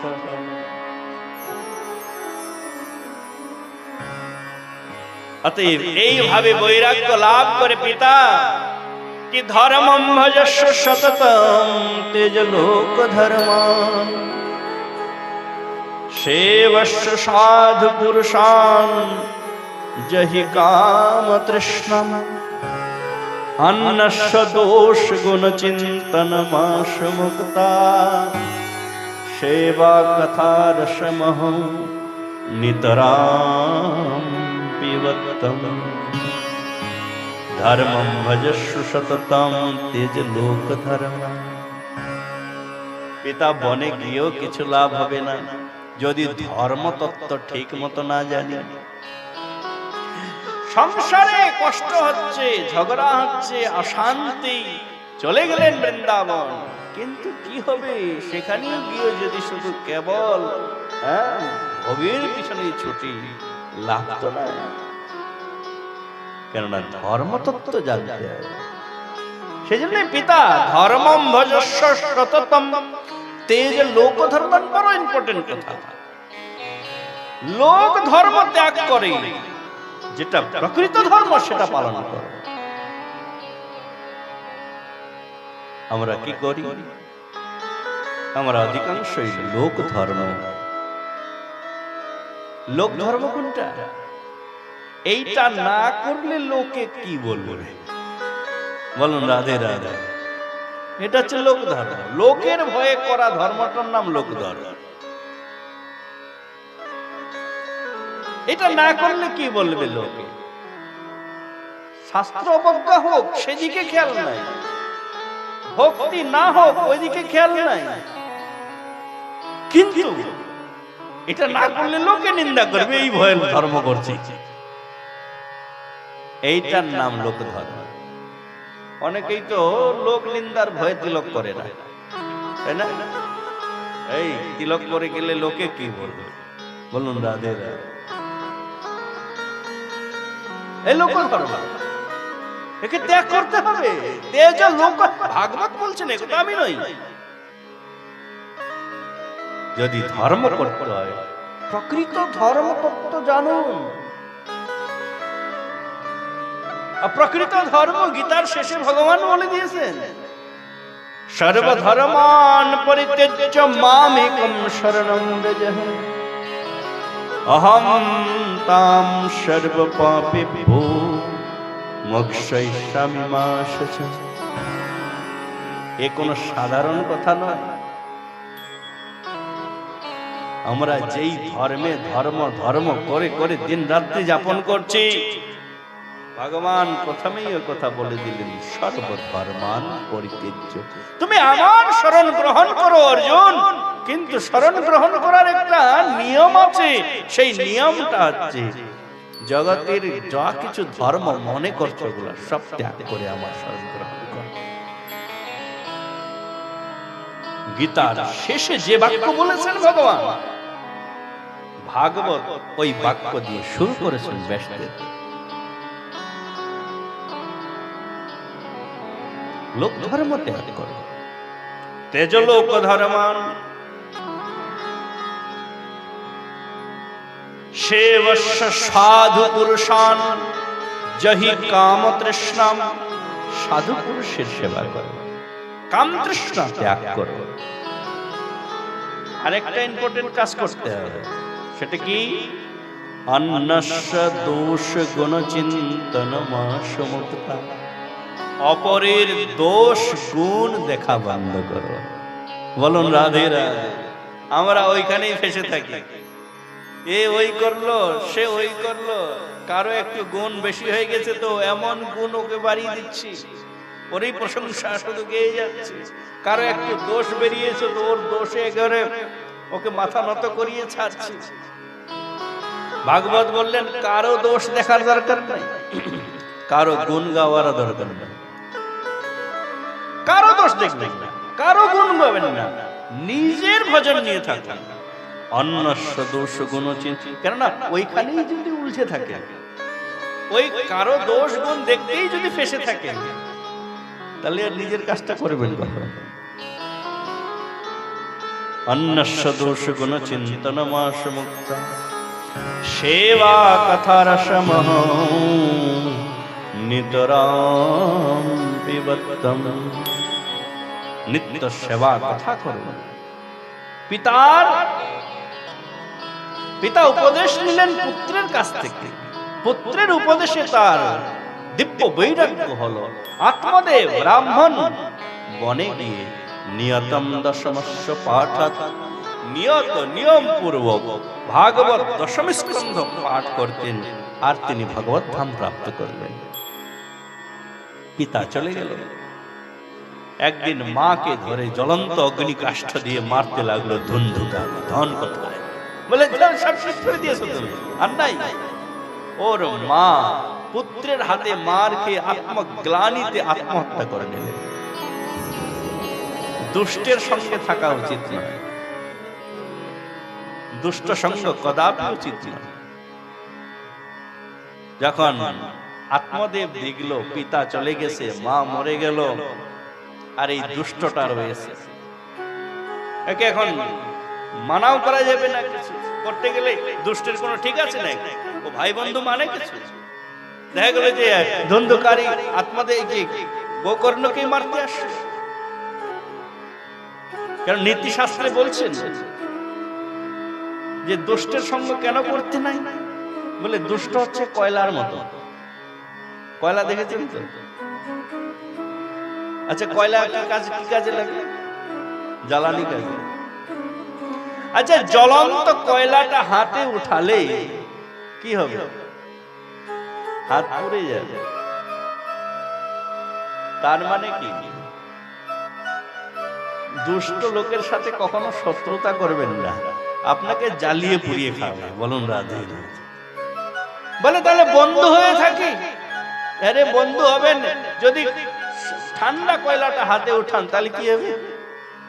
হাতটা কালা হবে। হাত কালি করে ছাড়েন তো দুষ্টের সঙ্গে মিত্রতা করবেন, আপনাকে যেদিকেই যাবেন লোক ওইদিকে বলবে দেখ ওই বদমাসটার সঙ্গে বন্ধু যাচ্ছে। অতএব দুষ্ট সঙ্গ পরিত্যাজ্য, না শত্রুতা না মিত্রতা। গোকর্ণ দেখলো দুষ্ট হয়ে গেছে, এখন তত্ত্ব শুনবে না, এর কানে এখন ভাগবত ঢুকবে না। অতএব পরিত্যাজ্য, তাকে পরিত্যাগ করে চলে যাওয়াটাই এখন ধর্ম। গোকর্ণ মহারাজ তীর্থ করতে বেরিয়ে পড়লেন। ধন্ধকারী একা বাড়িতে। আগে তো দুষ্ট স্ত্রীগণের কাছে যেতেন, এখন 5টাকে নিয়ে ঘরে রেখে দিয়েছে। কেউ তো বলার নাই। ভরণ পোষণের জন্য চুরি করতে লাগলেন। একদিন রাজার গৃহ থেকে বহু ধন চুরি করে নিয়ে এসেছেন। এই 5 জন রাত্রিবেলা চিন্তা করছে যে এই যে শুরু করেছে, একদিন রাজার কাছে ধরা পড়বেই, আর এর সাথে সাথে আমরাও ধরা পড়ব। এই জেল খাটবে, আমরাও খাটবো। তার থেকে এতে এখন ঘুমিয়ে আছে, এখানে থেকে আমরা পালাই। কিন্তু যতক্ষণ জীবিত আছে আমাদেরকে ছাড়বে না। অতএব একে মেরে তারপর যেতে হবে। 5 জনে মিলে ঘুমন্ত দ্বন্দ্বকারীকে খাটের সাথে বেঁধেছে, ওকে মেরেছে, কিন্তু মরছে না। তো জ্বলন্ত অগ্নিকাষ্ঠ নিয়ে এসে ওর মুখের মধ্যে ঢুকিয়ে দিয়ে ওকে তরপাতে মানে জ্বালাতে জ্বালাতে মেরে ফেলে।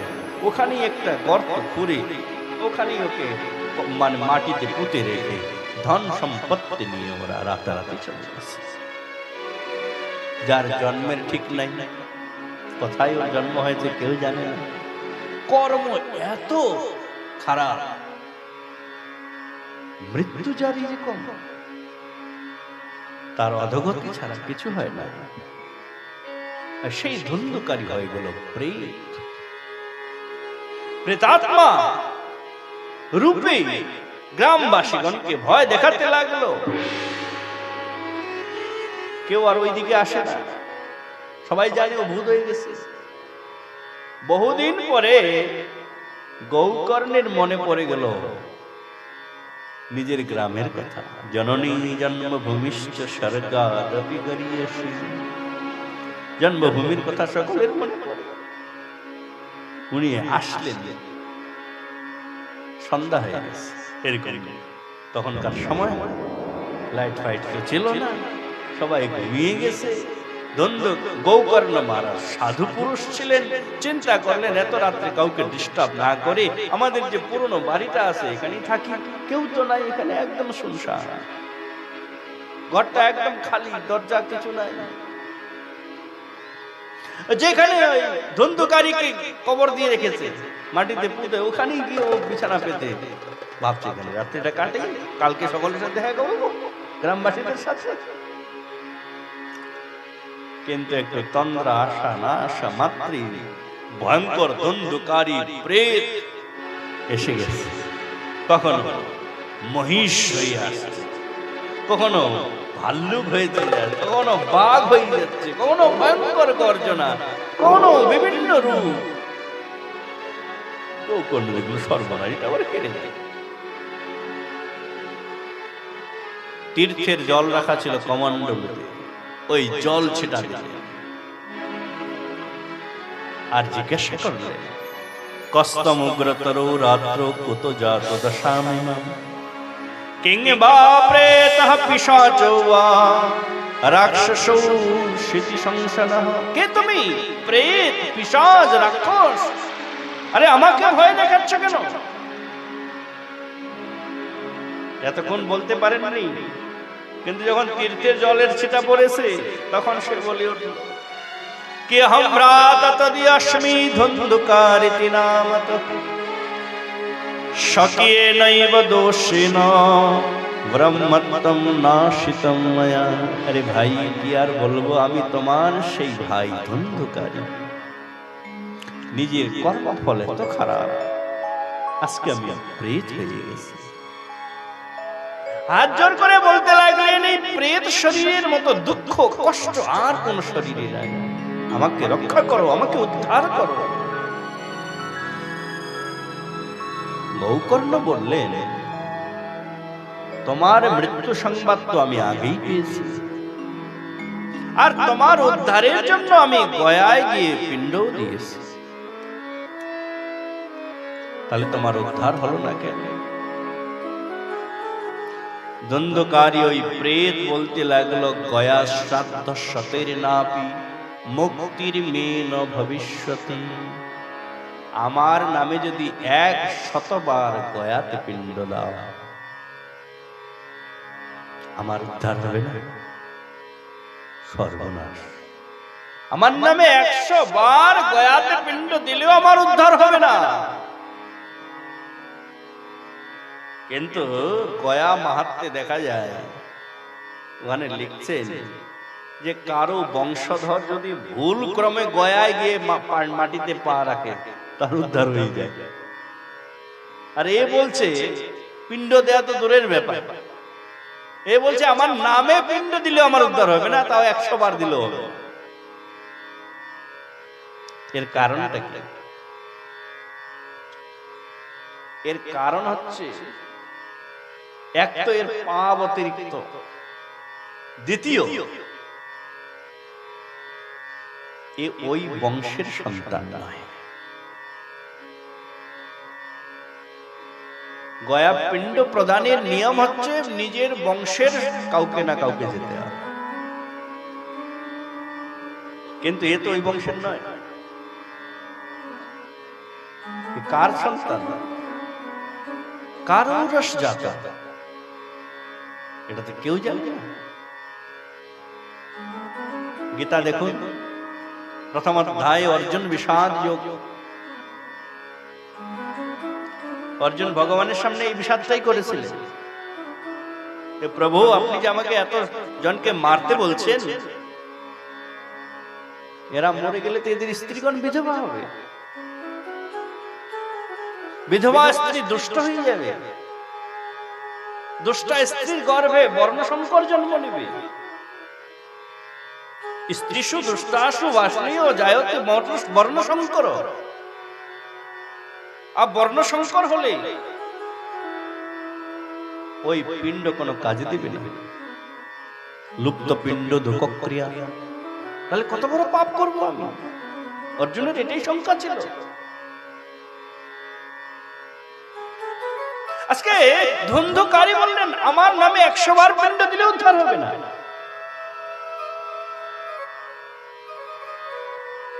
বলে তাহলে উদ্ধার হবে কিসে? অন্য কোনো উপায় তো থাকবে। ধুন্ধুকারী বললেন ওটাও আমি জানি না, আমার উদ্ধারের বিষয়টা আমি নিজে জানি না। কি করলে যে উদ্ধার হবে আমি নিজেই জানি না। কিন্তু ভাই তুমি তো শাস্ত্রজ্ঞ, তুমি আমাকে এই প্রেত জনি থেকে উদ্ধারের কোনো না কোনো উপায় বের করো। কি করলে আমার উদ্ধার হবে তুমি সেটা দেখো। কেননা এই প্রেত জনি শরীর বড় কষ্টদায়ক। ধুন্ধুকারী প্রার্থনা করে চলে গেলেন। সকাল হতেই সমস্ত গ্রামবাসীগণ আসলেন। গৌকর্ণ সকলকে পণ্ডিতগণকে জিজ্ঞাসা করলেন বলুন তো এরকম প্রেতাত্মার কি করে উদ্ধার করা যায়? কেউ বিধান দিতে পারলেন না। সূর্যদেব সাক্ষাৎ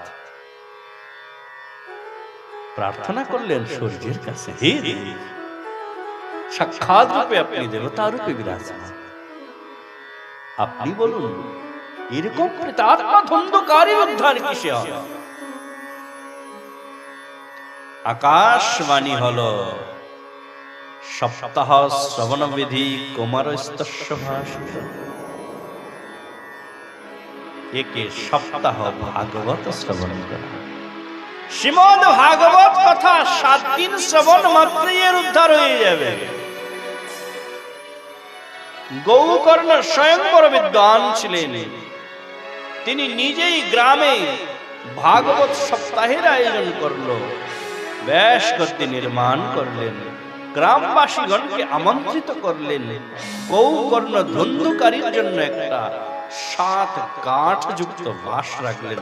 কেননা প্রেত তার কোন শরীর হয় না, বায়ু রূপে থাকে, অতএব দেখা যায় না। ওকে বসার জন্য ওখানে বাস রাখলেন 7 কাঠ যুক্ত। প্রথম দিন ভাগবত হলো, একটা গাঁট ফেটে গেল। দ্বিতীয় দিন ভাগবত হলো, 2টা গাঁট ফেটে গেল। তৃতীয় দিন ভাগবত হলো, 3টা গাঁট। 7 দিনে যখন এই সপ্ত গ্রন্থি ভেদ হয়ে গেল, ওই ধুন্ধুকারী প্রেতাত্মা থেকে দিব্য রূপ ধারণ করে আর এই সামনে এসে প্রণাম করতে লাগলেন। গৌকর্ণ বললেন কে আপনি? বলে চিনতে পারছো না, আমি তোমার সেই ভাই। প্রেত শরীর থেকে তোমার কৃপায় আমি ভাগবত শ্রবণ করে উদ্ধার হয়ে গেছি। বৈকুণ্ঠের বিমান আসলো, বিষ্ণুদূত আসলেন। বৈকুণ্ঠের রথেতে বিমানে বসতে যাচ্ছেন, অমনি গৌকর্ণ মহারাজ ধরে ফেললেন বিষ্ণুদূতগণকে। বলে মহারাজ শুনেন শুনেন, একটা কথা উত্তর দিয়ে যান। বলে কি কথা? কি অত্রৈব বহবশ্যন্তি শ্রোতারো মম নির্মলা আনিতানি বিমানানি নাতিশাম যুগপৎকৃত। কেবল একটা বিমান আনলেন কেন? পুরা গ্রাম একসাথে ভাগবত শুনেছে। আনলে সকলের জন্য আনেন, একটা আনলেন কেন? সকলেই তো শুনেছে।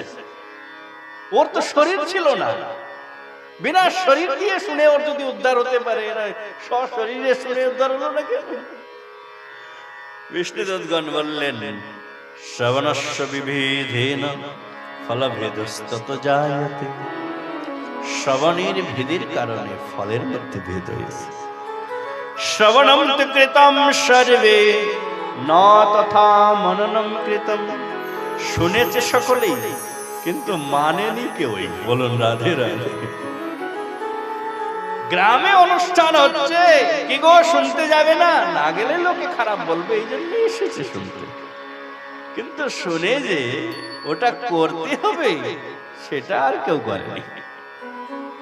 অতএব শ্রবণস্য বিভেদেন ফলভেদস্তত জায়তে। ভাগবত শ্রবণের উদ্দেশ্য কি? ভাগবত শ্রবণের উদ্দেশ্য নিজেকে ভাগবতীয় করা, নিজেকে ভগবানের চরণে সমর্পণ করা। ভাগবত শোনার পরেও যদি ভগবানের সমর্পণ না হয়, তাহলে জানবেন যে ভাগবত এখনো কানে ঢুকেনি। ভাগবত ভিতরে প্রবেশ করাতে হবে। আর ভাগবতের নিয়ম শুনতে নিষেধ করেছে ভাগবত, ভাগবত পান করতে বলেছে।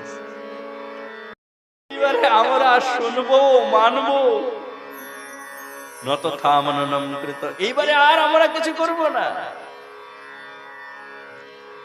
দ্বন্দ্বকারীর উদ্ধার হয়ে গেল। গৌকর্ণ আরেকবার ভাগবত শুরু করলেন।